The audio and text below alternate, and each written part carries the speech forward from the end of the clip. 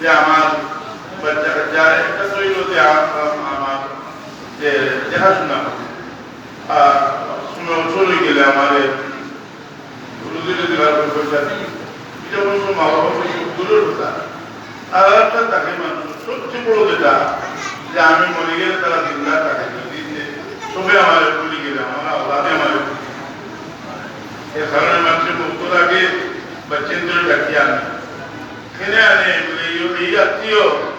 যারা নুরি ভরসা করতে পারে যে আমি দুনিয়াতে গেলে কি সব মানুষ আমার বলি গেলে আমার আল্লাহে আমার মা বাবার কথা দিই, যার কারণে আল্লাহর পিছনে আল্লাহর মহব্বত বিষয় আপনাদের পরীক্ষা হতে বুঝি